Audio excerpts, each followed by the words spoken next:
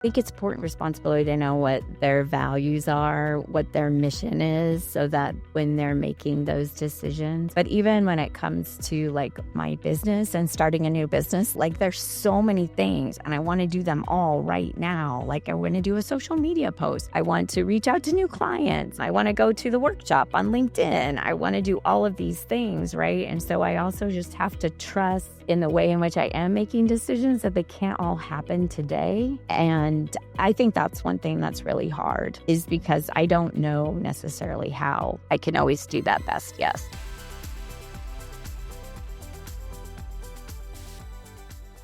Hello and welcome back to Coach.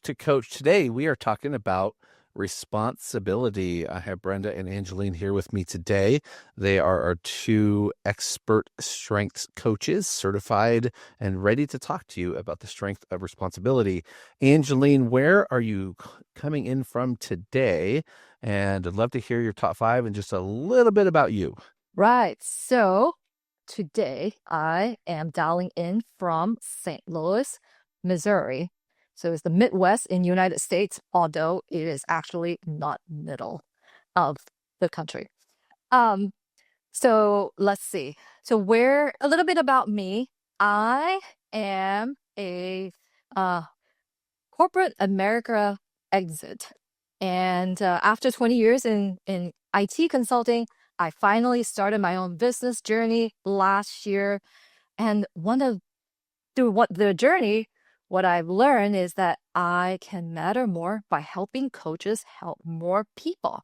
So I evolved my business into supporting coaches that use speaking gigs to grow their business. And specifically, I help them with lead generation.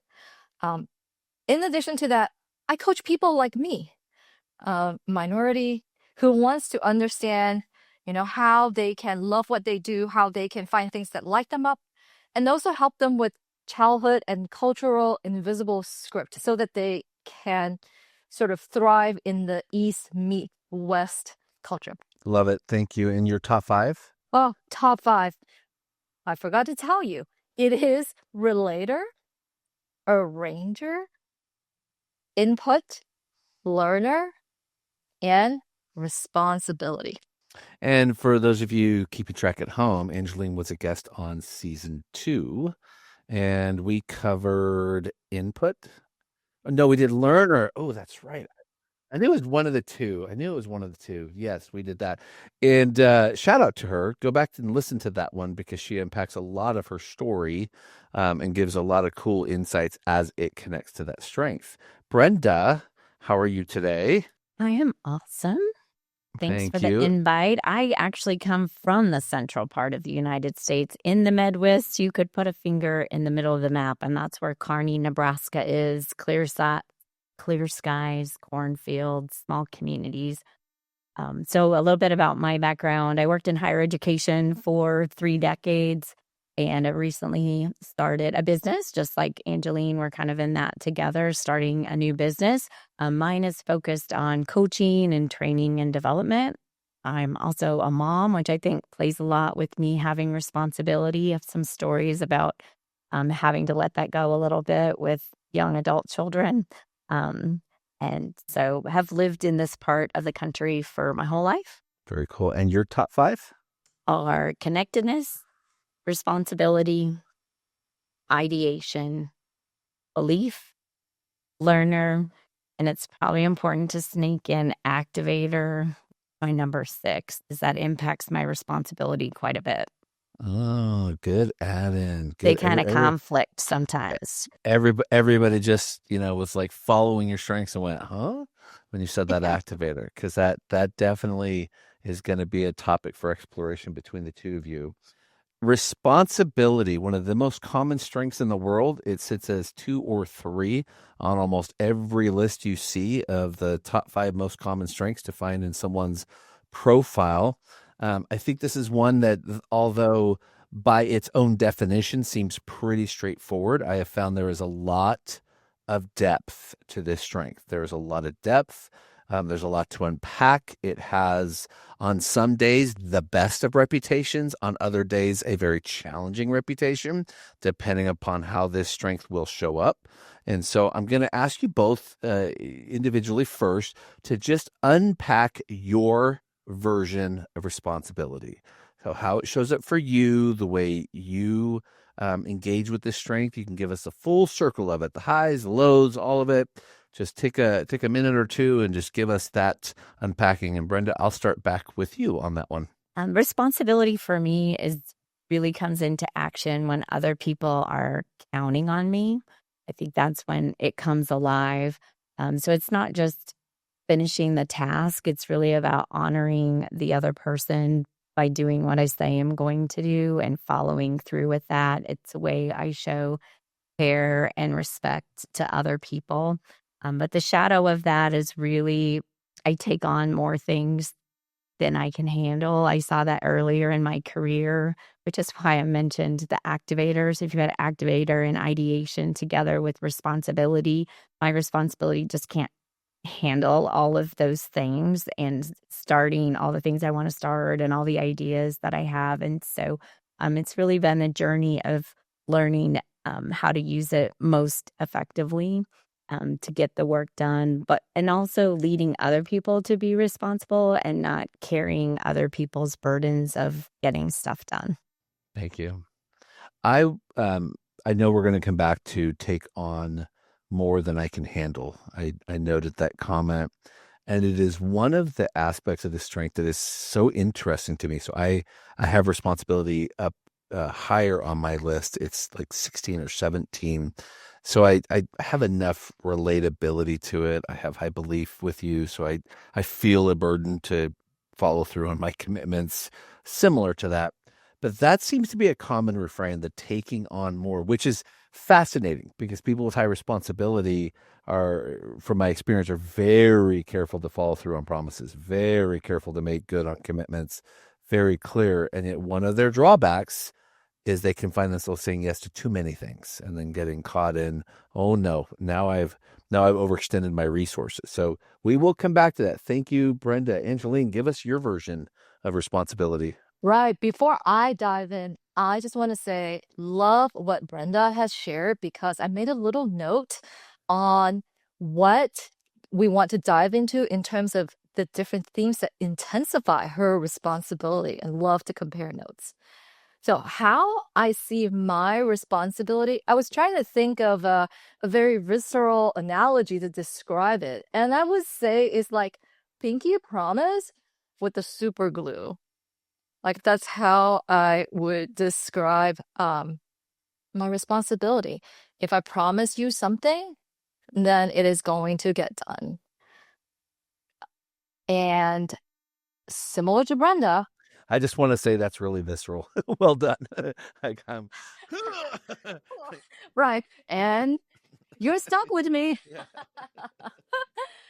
And what I found really interesting is because responsibility is such a common top 5 amongst people, I've learned to want to compare my responsibility with other people's responsibility and how they show up. And so this podcast is just such a great venue for us to actually dive into that and get it recorded so I actually remember. Very similar to what Brenda said, it's taking on things that are motivated because I want to keep my promise to other people. Not so much motivated by checking things off a box because because I want to complete it, but it's because I want to keep my promise to others. So it's a very, for me, a very externally motivated strength. And we can go into the shadow side eventually, but too much of that just can become a people pleaser theme. But, we can dive more into that later. But that responsibility, very similar to what Brenda said, is keeping promises that I made to people, is the super glue for my pinky promise. And it is my reputation, my brand. Yep. I'm going to ask you both before you dive into each other's top 5. I want you to tell me how you would define and describe to someone the superpower of this strength. So when we think about when someone sees high responsibility, I always take them aside and I say, you have one of the most sought after strengths in the world. Like, you are someone that people can rely upon. You are dependable. You're faithful. You're usually not large ego. I find people with high responsibility don't seem to lead with ego because they can be aware of their, as you both said very well, the challenges that come along with being a highly committed individual. I find them a little more serious, a little bit more careful in terms of how they approach things. So those are superpowers I've seen with responsibility. And whoever wants to go can take this. What have you seen? How do you describe this? I love being around people that are similar to me in terms of high responsibility. And why do I say that? And it's because I think this theme by itself needs to be reciprocated. Like, if I am around somebody that puts as much emphasis on being responsible as I do, I feel like I'm seen and I'm heard. And the flip side is, if my responsibility is not reciprocated, like if I kept my promise and I show up on time for a lunch date at noon and the person was running late, like that drives me bonkers sometimes. So that kind of is how I see responsibility. And the other thing that I would add is the dependability, right? You don't have to nag me. In fact, please don't nag me. Just trust, give me the autonomy and the space, and I will deliver what I said I will. Yeah, I like that. I've been in situations before when I have been given ownership of something, and that's when I'm at my best, is when I can make the decisions. I used my responsibility in work when I created an internship program, brought strengths to the university campus, started moms in prayer groups. Like, when I'm in that space where I can lead and create, people can count on me, but also leading other people to that as well. So like when I worked at the university, like people knew that when I asked them to do something, I was going to check on it. Like, did you do your assessment? Did you do the worksheet ahead of time? Or with internships, like, did you turn your journals in on time? But I was trying to teach those lessons to those that didn't naturally do it. So I was able to take that. But like you said, Angeline, like at first when I was starting to do these things, I would be so frustrated because some don't just naturally follow deadlines or take notes or plan ahead to get something done. But then I turned that to a place where I could help them. I could help them figure out a way to, come true to their commitments or what needed to be done. Brenda, I think hearing what you said, it's like we're the best accountability buddy. It's like we make sure other people do their hold up their end of their bargain or do what they're supposed to do. Right. Yeah, I love that. And I need accountability buddies myself to help me. But if somebody asks me to do that, like you said, they know that I will. And that kind of comes back to what's been important for me with responsibility is my best yes. And so I learned that when I say yes to something, I'm really saying no to many things. And so that kind of connects with my belief and my purpose and what I live for. And so I have to make those discerning decisions where some people might think I have a little deliberative because I maybe don't say yes right away. Even if I have activator, like I have to think it through because I know if I say yes, I am going to do it. I'll stay up late. I will give up sleep. I will turn down other things. But if I say I'm going to do something, I'm going to do it. I might not show up on time like you do, Angeline, for the lunch date. I am kind of late because I take on all of these things and I think I can do one more thing before that commitment. Coaches and service-based business builders want to 10x your impact and income? Join the Strengthspreneur Mastermind led by Brent O'Bannon, MCC, author of the Strengthspreneur 10X Workbook, and the world's first Gallup certified strengths coach. This powerhouse group gives you personalized coaching, peer support, and proven tools to launch and scale your unique strengths. We meet 2 times a month. Come sharpen your strategy, boost confidence, and grow smarter, not harder. Visit podcast.34strong.com to thrive as a strengthspreneur. Again, visit podcast.34strong.com. Join Brent O'Bannon and thrive as a strengthspreneur. What do you, so how do you decide, how do you discern what you say yes to? Because yes, your yes is, what did you say? Your best yes. That's very precious. How do you discern what to say yes to? I think it's important with somebody with responsibility to know what their values are, what their mission is, so that when they're making those decisions. But even when it comes to like my business and starting a new business like you, like there's so many things and I want to do them all right now. Like I want to do a social media post. I want to reach out to new clients. I want to go to the workshop on LinkedIn. I want to do all of these things, right? And so I also just have to trust in the way in which I am making decisions that they can't all happen today. And I think that's one thing that's really hard, is because I don't know necessarily how I can always do that best yes. I think it's so interesting that you said, like, sometimes you are more careful in saying yes because you know you need to make the time and effort to fulfill that promise, and it comes across as deliberative. That is so fascinating. It's just sort of like the theme masquerading as a different theme because the motivation is different. You're motivated by your responsibility, but maybe on the outward, people think that you're careful in making decisions. That's so fascinating. Because I don't want to let people down. Even if it's like telling my nephew I'm going to go to his game and then I don't show up, like I will worry about that. I will think about it for days. He probably won't care, but it just bothers me. So I don't want to say I'm going to be somewhere or go to something unless I know for sure I'm going to do it or do it the best I can. Yes. As a fellow responsibility, I totally can feel that. It's really interesting you had brought up deliberative. The other thing that you spoke about that actually made me think of another, theme that responsibility masquerade for me was the example that you share about making sure you go around and you make sure that people are doing what they're supposed to do. And I have very similar experience as well, being in IT project management. That was my job. But what I feel that looks like on the outside, it looks like command. I'm like, get little bossy. Are you getting your stuff done? Yes.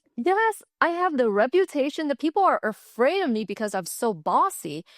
But my family is like, it's surprised that your command isn't higher. But I'm not motivated by stepping into a vacuum leadership. I am motivated because I want to keep my promise. And so that desire to keep my promise makes me, drive the train really hard. So that's another kind of responsibility masquerading as a command, which I thought was kind of interesting how our theme shows up differently on the outside. I like that you mentioned the best yes. That is another note that I made for myself, because I can relate to that. I think the more yeses we give out, sometimes it feels like it devalues the yes because there's just way too many out there. And when I hold back my yes and only say yes to the thing that really matters, the people that have my yeses feels that it is so much more valuable. I want to pause on that. I think what you just said is such a great point for people with high responsibility, and listeners, take note of that. The best yes, because giving your yes is a high responsibility. You're going to be super glued pinky promise to something.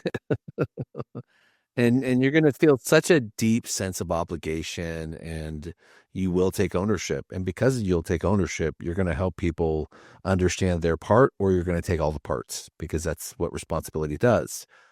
Learning to source the best yes is a way that you maximize the strength. You get really good at knowing, as Brenda said very well, when you say yes, you are saying no, because you have to. You can't over yes, because you will soil your reputation and actually tire yourself out. You'll drain yourself.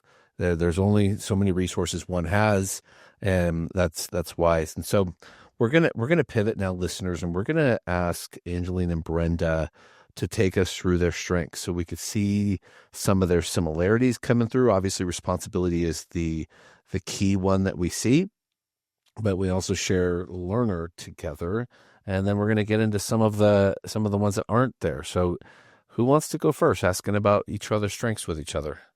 Let's. I Okay, love and asking questions. Okay, she's really great at asking questions. I'm her ready. hand was up. You're in, Angeline. You're up first. Call me. Yes. So, Brenda, I want to know, with your responsibility and learner, how do you... Okay, you got to edit this part out, Brenda.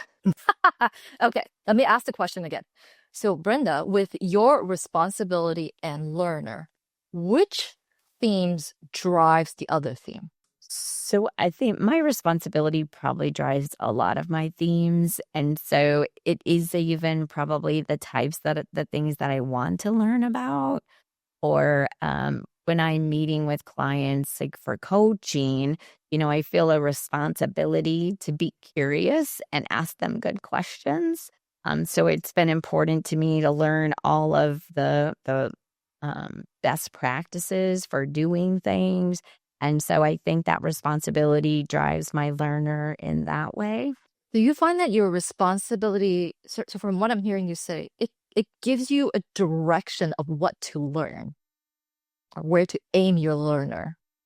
Yeah, I think so. And then also to do something with it.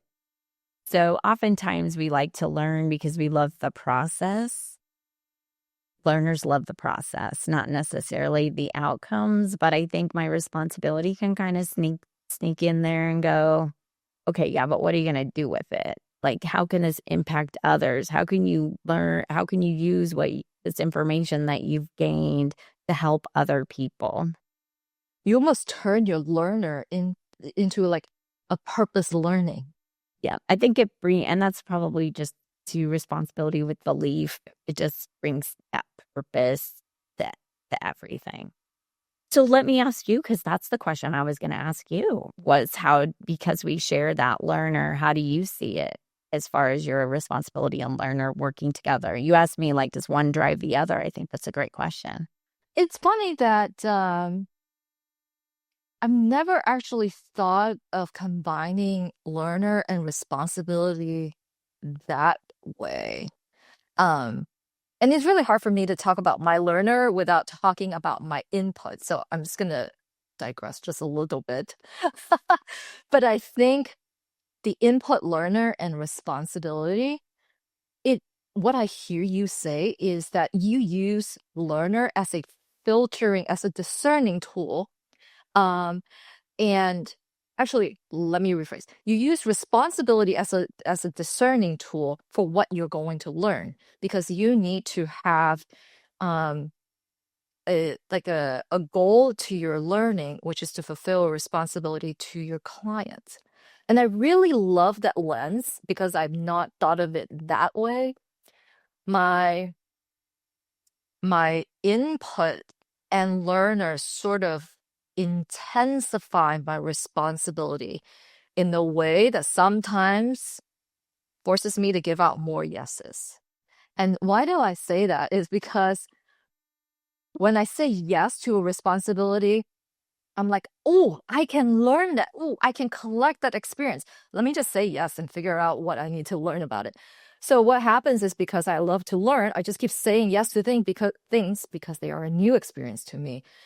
And that causes the whole taking on too much, saying yes is way too many times. So in a way, I think you give me a different lens to look at the learner responsibility dynamic and how I might actually flip that and let my responsibility drive my learning.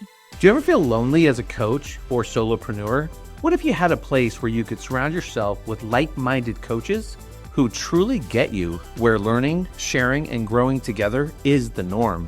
Connect, Learn, and Share, started by Charlotte Blair, is a vibrant community of Clifton Strengths coaches from around the world. Hosted on the Circle platform, it's a place where you'll find people, processes, and events to help you grow your business, enhance your coaching and facilitation skills, and thrive in a safe, supportive, and collaborative environment. Connect with coaches from diverse backgrounds and experiences. Learn through a calendar of recorded events across time zones, and share your knowledge in a community built on an abundance mindset rooted in strengths. Visit podcast.34strong.com to learn more. Again, podcast.34strong.com to learn more about the Connect, Learn, and Share community. But I do love what you said too, because it kind of brings up, I do love to do new things. And so it is really easy. But I think then that's where that discernment comes in, is that, do I need to do new things today, or do I need to do something that I've already said yes to? It's, sometimes we need new energy, right? And so then you're responsible, turning it on back to yourself, because a lot of our responsibility, and I would think that might be the same with you with Relator, connected with your Relator, is there's a lot about responsibility we have towards others. And so it also, there's these times, which when you were talking about your learner made me think, sometimes we have to turn it back on ourselves. Am I responsible to me to take on something new, to learn something new? Or is it my responsibility today to go out for supper with my husband because we haven't spent time together? Those kind of dynamics. I love that you brought that up, Brenda, because literally that was a question that I wrote down that I wanted to ask you is, how do you turn your responsibility inwards to yourself versus outwards to other people? And what have you seen that really helps you keep your own promise to yourself? So interestingly, I think it turns back to other people, some projects we've worked on together, or working with other coaches, on these Hour of Powers that I love to participate in. And so I'm being responsible to myself, but I need other people to help me be responsible to do the work that I need to do. So responsibility on myself, and I don't know that I'm really very good at it. I'm better at being hard on myself, waking up in the morning, and these are the 15 things that I need to do that I didn't get done yesterday. I'm taking a shower, thinking of all the things I need to do, need to do, brushing my teeth. Oh my goodness, I need to do this. I need to do this. I need to do that. It's pretty much my daily routine. As you just said that, Brenda, almost every single person I've ever coached with the strength of responsibility has had some kind of comment around how hard they can be on themselves. And I want to pause where you are right now to ask you both, because other strengths can add to that. Other strengths can help lift off of that.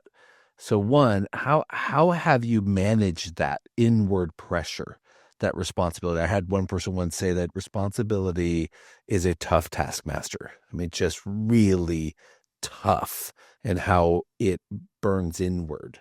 And so as it's developing into its best and highest use, I don't know that the inward pressure ever goes away of making your commitments and keeping them, but how is that managed? How is it put into a healthy place, and other strengths that help you get there? What would you say to that, Angeline? I love this question, and it is a existential crisis that I've been confronting with, in fact, just the last couple of weeks. And recently I read somewhere that there is this author that was recently sharing, she was in the PhD program somewhere, and she talked about her course mate, the people that are going through the same PhD program as herself. There are some that are always on the verge of burnout, and there are some that just enjoying going through the process. And she noticed the one key difference is that the ones that enjoy the program, they're the ones that take Saturday and go hiking and go rock climbing and go pursue a different hobby.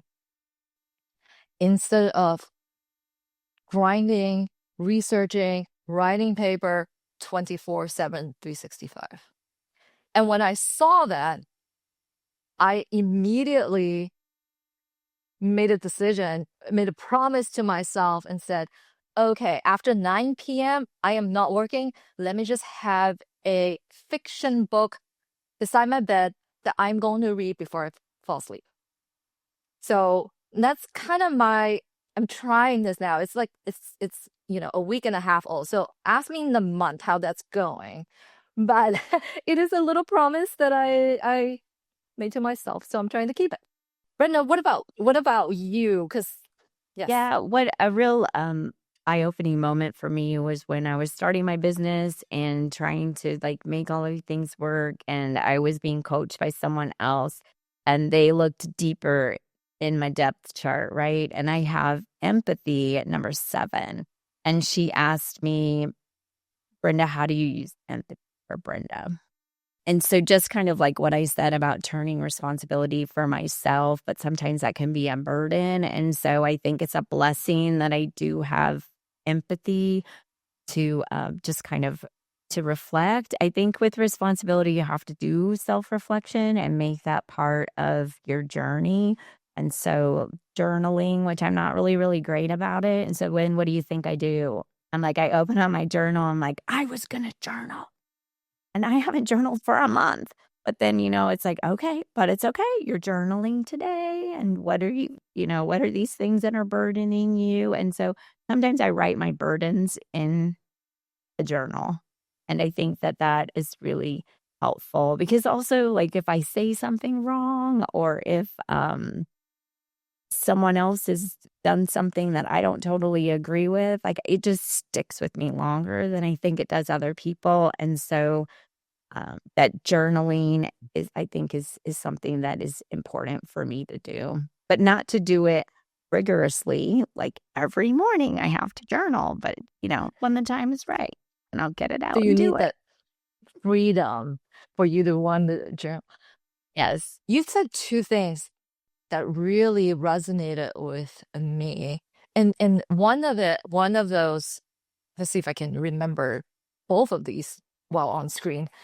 So you mentioned about being really tough on yourself. And I have to call out basically the season 2 of this podcast. Brendan, I remember you had Lisa on responsibility.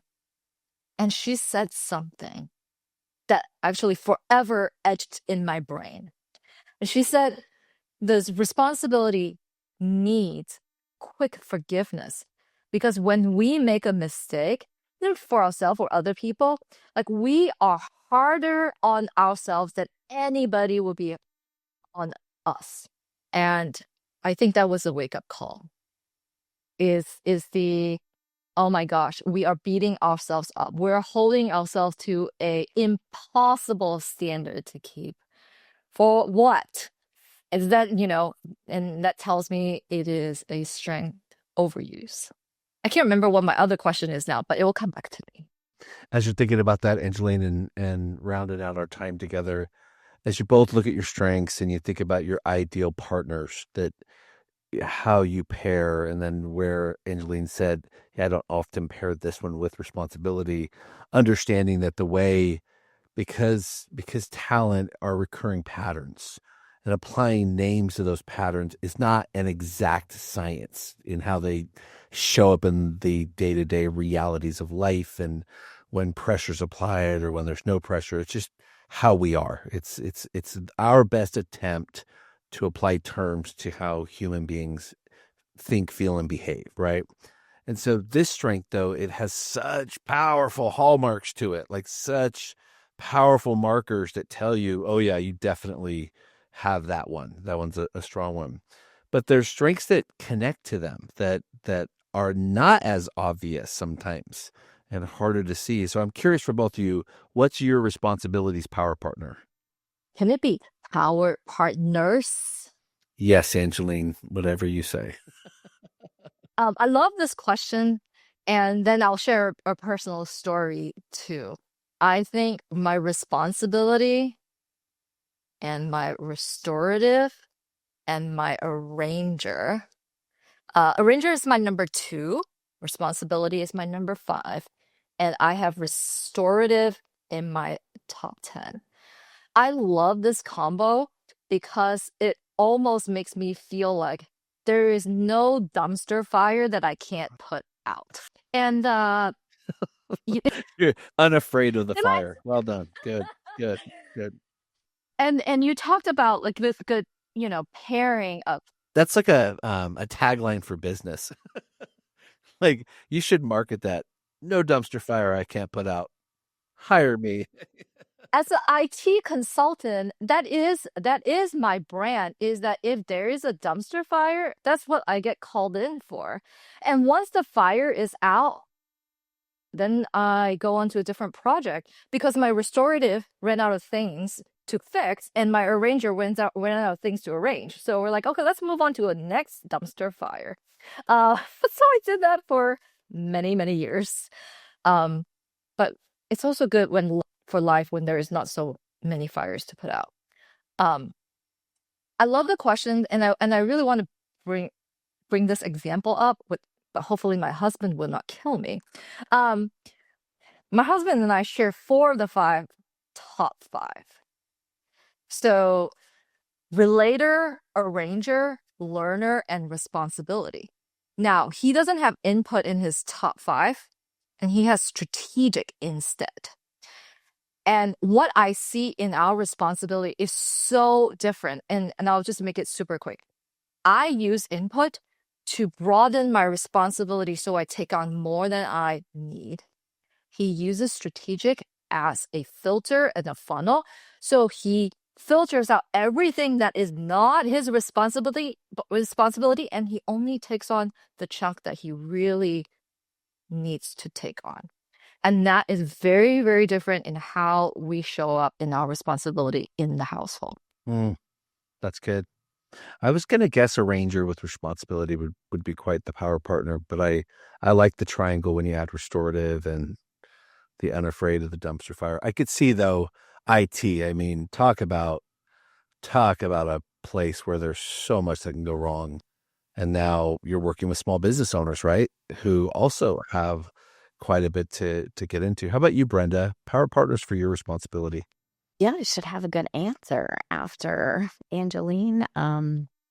I guess I'll have to go with my connectedness. And so being someone who does lead with relationship building themes, that even though I don't have that many, it's what shows up as being my number 1 lead is that I need other people in my responsibilities. So other people to say, hey, you're being too hard on yourself, or hey, let me come alongside you and help, or also being willing to ask other people to help me. And I have a really strong network of friends and colleagues in the coaching world. And so that would be my support partner for responsibility. It's really other people. Very cool. Well, listeners, we have reached that point of today's episode where we're going to round up. And Brenda, I'm going to come back to you. You shared a bit about what you're doing as a business owner. Where can people find you, and who's that ideal person that you would like to come knock on your door, so to speak? Sure. So my business is called Strengths Connection, and my website is strengthsconnection.net. And my ideal partners really are, I really enjoy youth. I've worked with college students for my whole career. And so that is something that I'm looking into, like working with high schools, working with colleges and universities. But I also just love the young professional, those who really just are aspiring to grow and to be in leadership positions. And, I think that ties in pretty well with responsibility, like being able to help them using my experiences to help them create a pathway, action steps to be the best that they can be. Awesome. Thank you. I feel like that's such a good good way of like aiming your responsibility is to help the youth, and I see a lot of excitement when you share what you do, Brenda. How about you, Angeline? Where can those people find you, and give us your profile, if you will, the folks that you gave us a pretty good one at the front end, just so where they can find you, and if you want to pare that down even a bit more, feel free. All right. So my business is called Amplify Soon. My name is Angeline Soon. So hopefully that's kind of easy to remember. So what I do is I help coaches and speakers that use speaking platform as a way to grow their business.